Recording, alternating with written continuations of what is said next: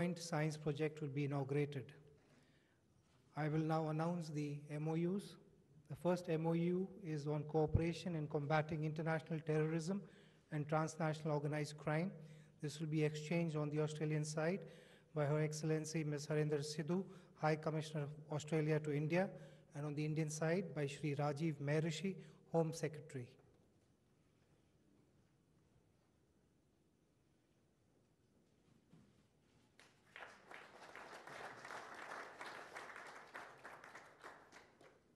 Next, MOU for promotion and development of cooperation in civil aviation security to be exchanged on the Australian side by Her Excellency Ms. Narendra Sidhu, High Commissioner, and on the Indian side by Srimati Preeti Saran, Secretary, East, Ministry of External Affairs.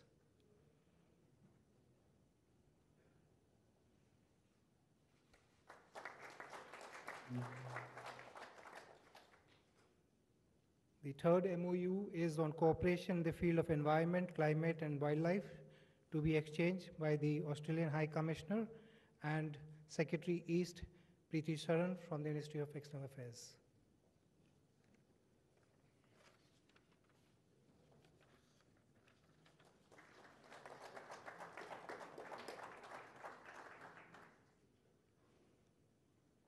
The fourth MOU is on cooperation in sports to be exchanged by Ms. Kate Palmer, CEO, Sports Commission of Australia, and Dr. Ajay Gondane, High Commissioner of India to Australia.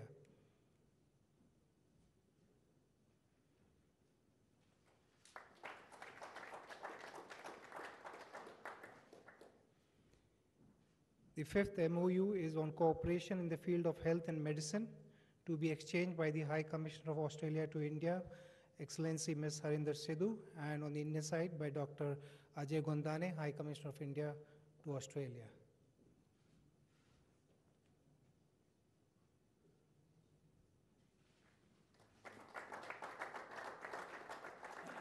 The sixth MOU will also be exchanged by the same dignitaries. This is implementation arrangement between ISRO and Geoscience Australia on cooperation in Earth observation and satellite navigation.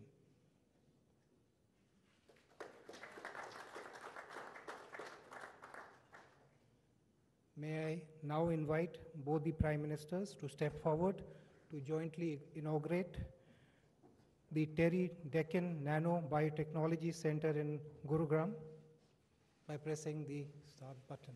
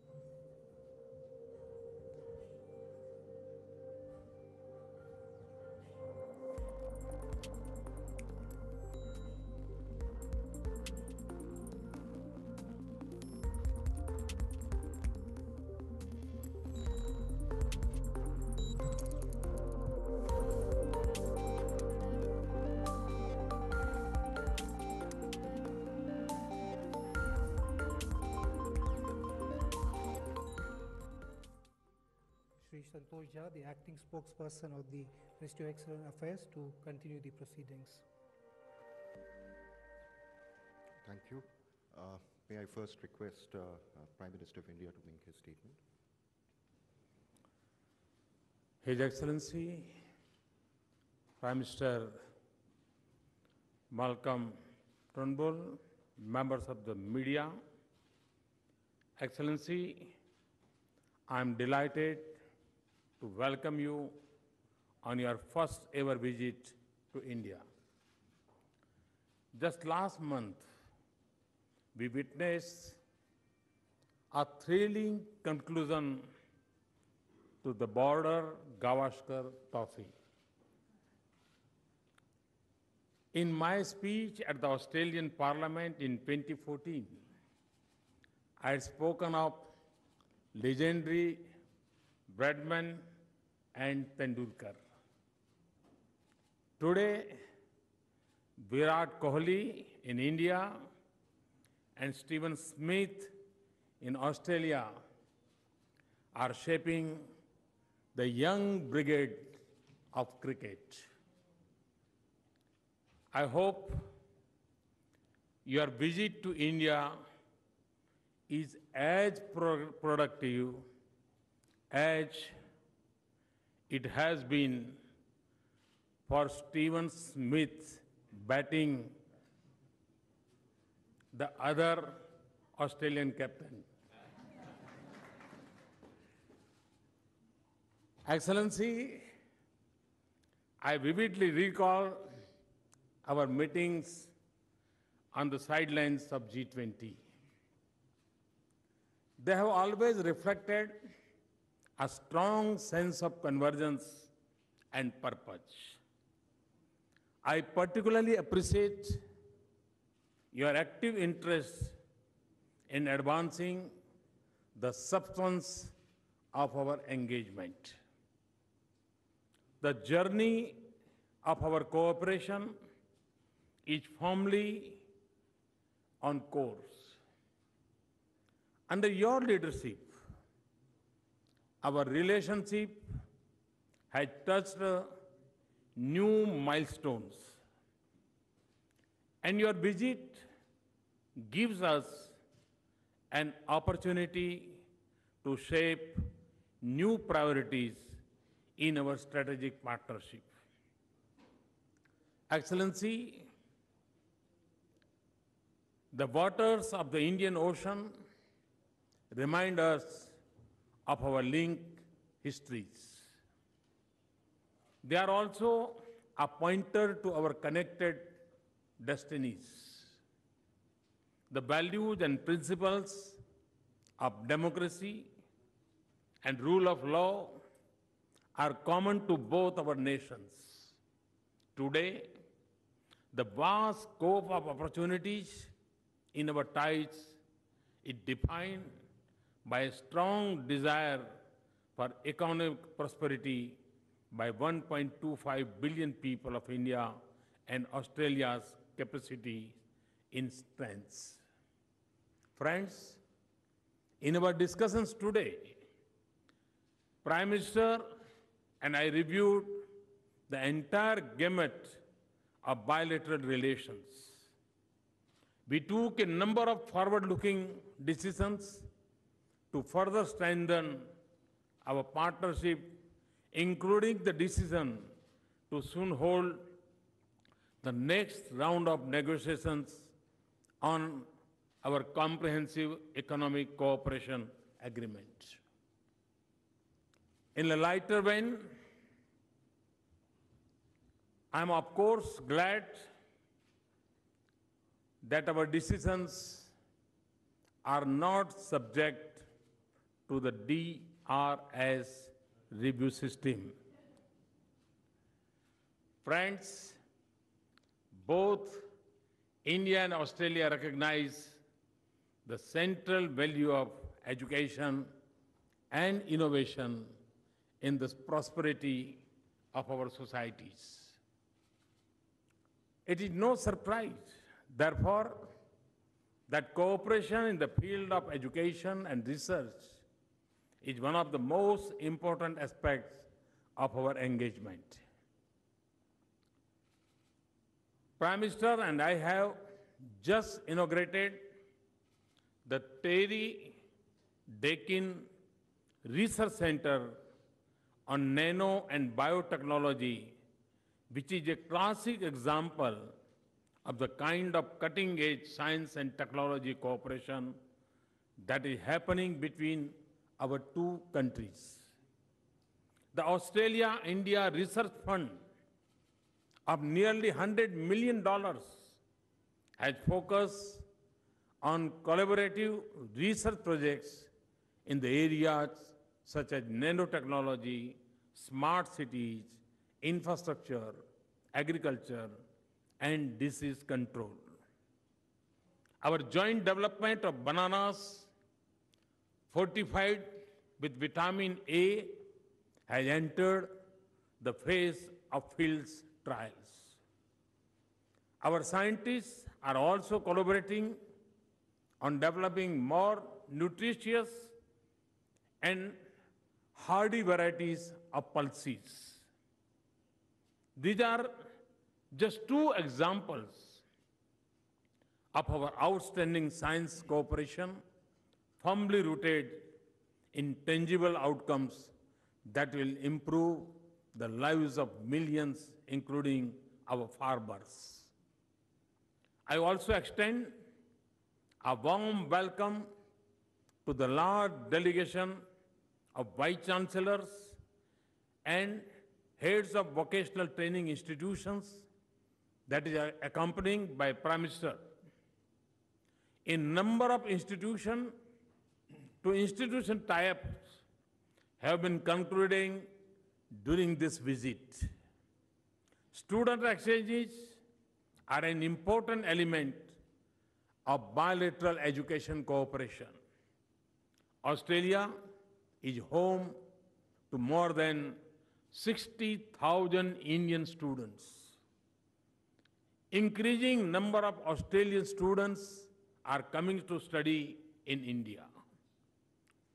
Responding to the aspirations of India's youth, building world-class institutions in India is one the objective of my government. Prime Minister and I discuss ways by which Australian universities could connect and contribute to this goal.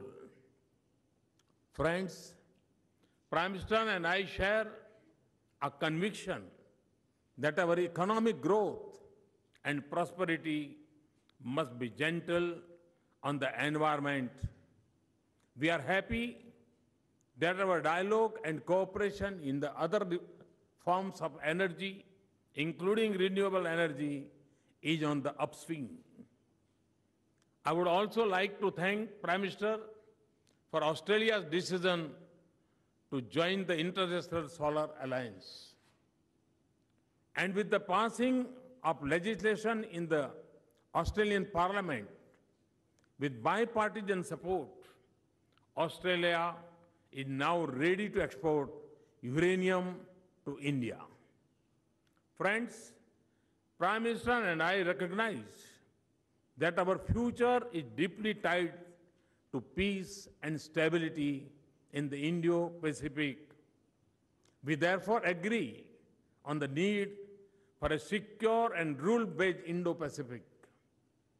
We are also aware that in this globalized world, challenges like terrorism and cybersecurity extend beyond the boundaries of our region and therefore require global strategy and solution indeed. Prime Minister's understanding and insight into regional and global issues brings a new dimension to our cooperation on matters that concern us both. Our cooperation in the areas of defense and security has reached new heights.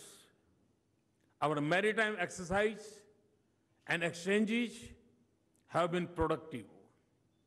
Our bilateral mechanisms on counter-terrorism and transnational crimes are functioning well. I'm particularly pleased that we have been able to conclude an MOU on security cooperation during this visit. We also agree that strong regional institutions are necessary for peace, prosperity, and sense of balance in our region. We would therefore actively work to cooperate more closely with members of the East Asia Summit and the Indian Ocean Rim countries to pursue our common interests. Friends, a major pillar of strength in our partnership is the connect between our societies. Australia is also home to nearly 500,000 people of Indian origin. Their prosperity and vibrant culture enrich our partnership. A very successful festival of India called Confluence was held in many cities of Australia last year. I thank Prime Minister for all the help and support accorded to the festival by the Australian government. Excellency, India and Australia have made major strides in our bilateral relations in recent years. In months and years ahead, we only see promises and opportunities for our two nations. Our strong and vibrant strategic partnership is, of course, important for the security and well-being of our societies. But it is also a major factor for peace, stability, and security in our region. With these words, Excellency, let me welcome you once again to India and wish you a fruitful and productive stay. Thank you. Thank you very much.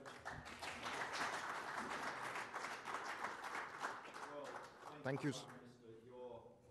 Your welcome, your hospitality is as warm as it is magnificent. We're very honoured to be here at your invitation. As you said, our two nations have so much in common. Cricket, of course, but we have a commitment to democracy and the rule of law. And you lead, sir, the largest democracy in the world. Indian historians have often described that India was an improbable democracy, but it is the world's largest. The success you have achieved is the wonder of the world. The largest democracy in the world, shortly to be the largest nation in the world, built out of so much diversity, and you've achieved this remarkable unity of purpose.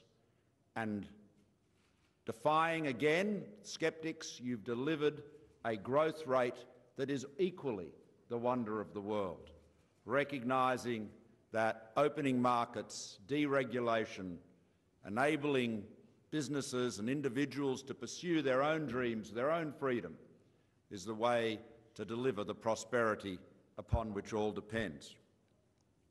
Now, Australia has, Prime Minister, the resources and the expertise, as we've just seen, to make a very substantial contribution to India's growth and development. Spanning education, training, science and innovation, our dynamic and growing knowledge partnership can be truly transformative. We're already working together to harness the creativity and the drive of our best and brightest minds. Our flagship joint research fund, the Australia-India Strategic Research Fund, is Australia's largest with any country, and it's helped our universities, research institutions and companies to solve the practical challenges in critical areas to both countries, including health, food security and energy, as you've noted.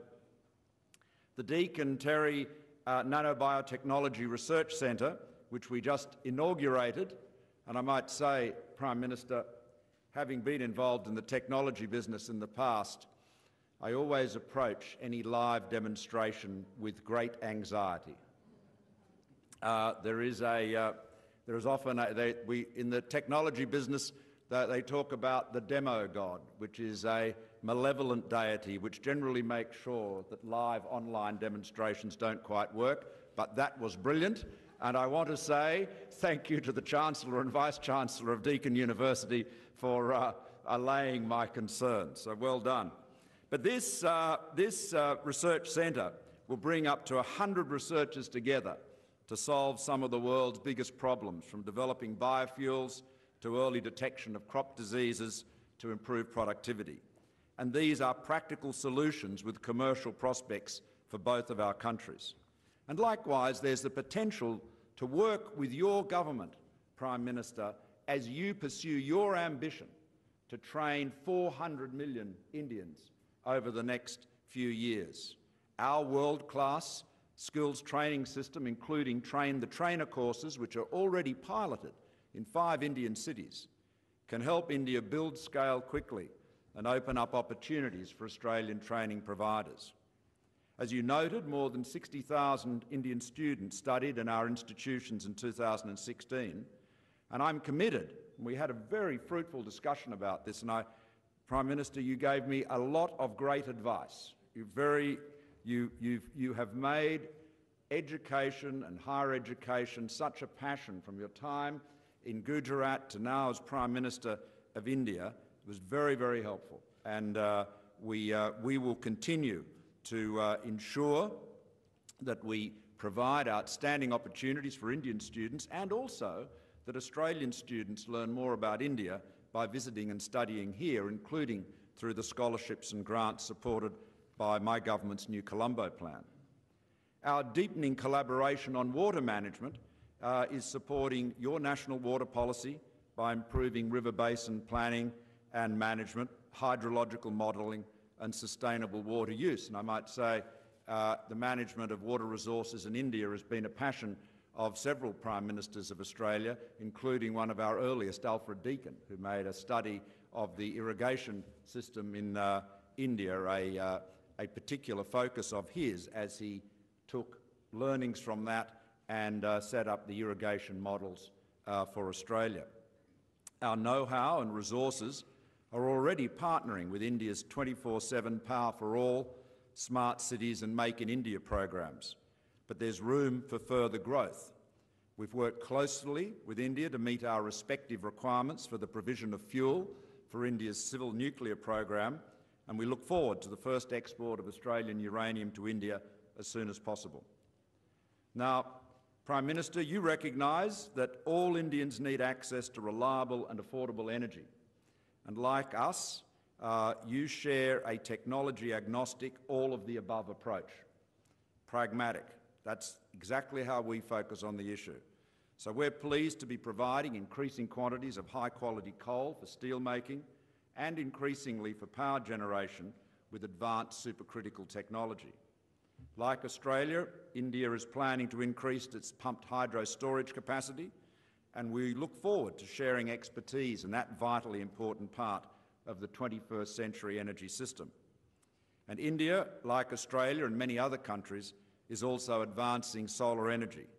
Indeed, we believe that by next year, about 60% of the world's solar cells will use technology developed by Australian researchers. Solar energy offers lower-cost distributed energy, which is of particular importance in the developing world.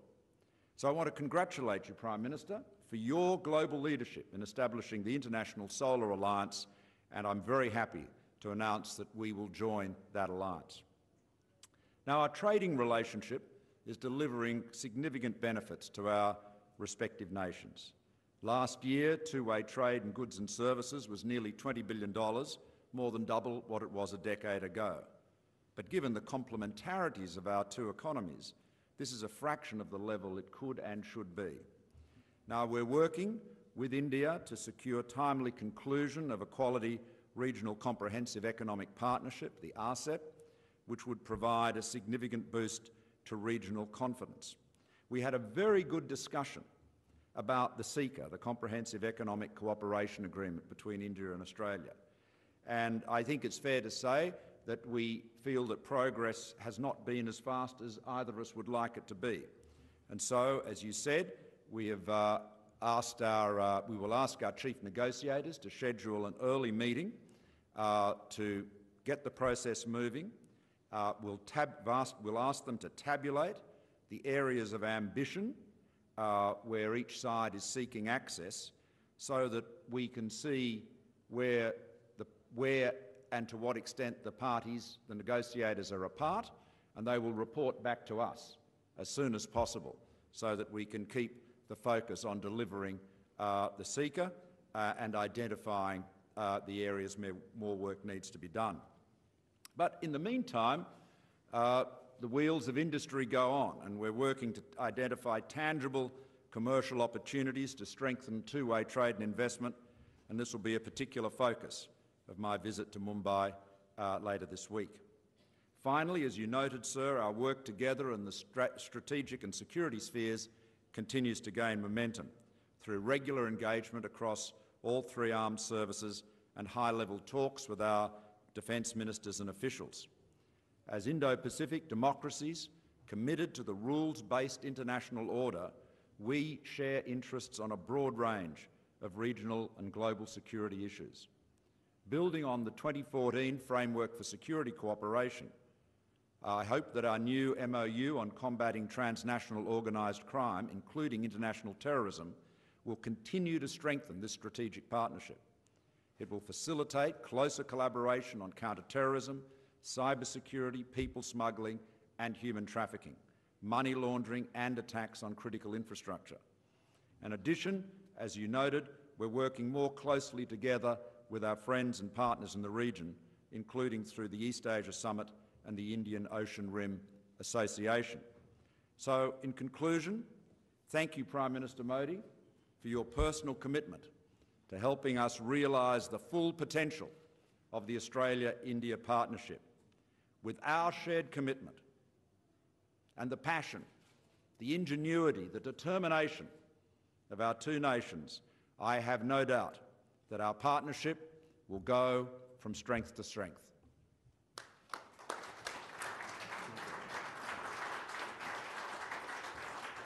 Thank you.